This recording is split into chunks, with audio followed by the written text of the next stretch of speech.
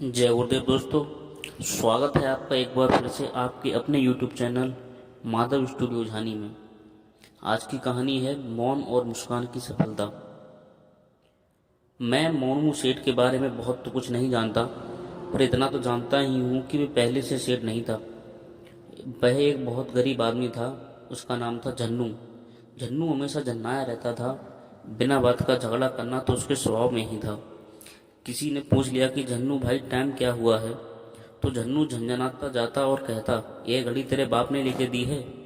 यहाँ टाइम पहले ही खराब चल रहा है और तू आ गया मेरा टाइम खाने, भाग यहाँ से। अब ऐसे आदमी के साथ कौन काम करे। ना उसके पास कोई ग्राहक टिकता, ना नौकर टिकता।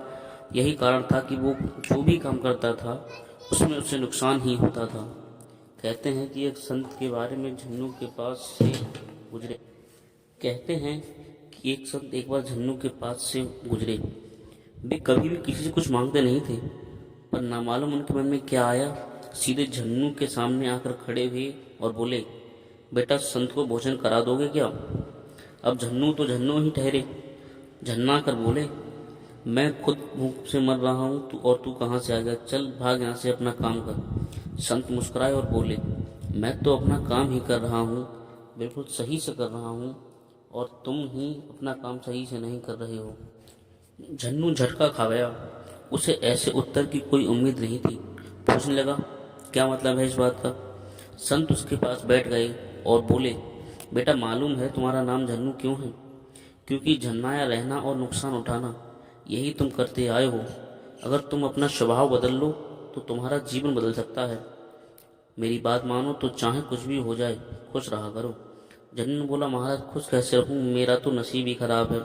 संत बोले, खुश नसीब वह नहीं जिसका नसीब अच्छा है, खुश नसीब वह हैं जो अपने नसीब से खुश हैं। तुम खुश रहने लगो तो नसीब भी बदल सकता है तुम्हारा।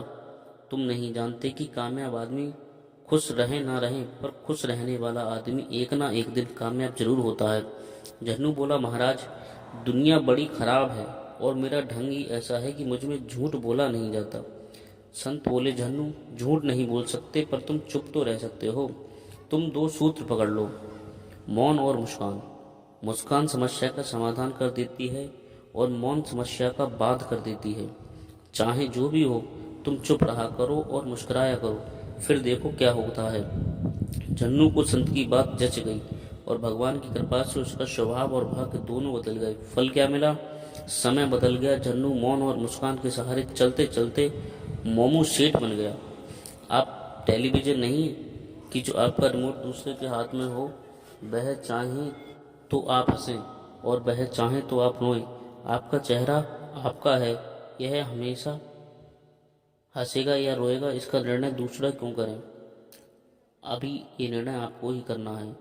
चाहे कि जो भी कुछ भी क्यों ना हो जाए, हम सदा मुस्कुराएंगे, तब दुनिया में कोई भी आपके चेहरे की मुस्कान न छीन पाएगा।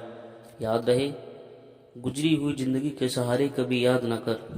गुजरी हुई जिंदगी के सहारे कभी किसी को याद न कर। तकदीर में जो नहीं है तो फरियाद न कर। जो होना होगा तो वो तो होकर ही रहेगा। जो होना होगा वो तो होकर ही रहेगा।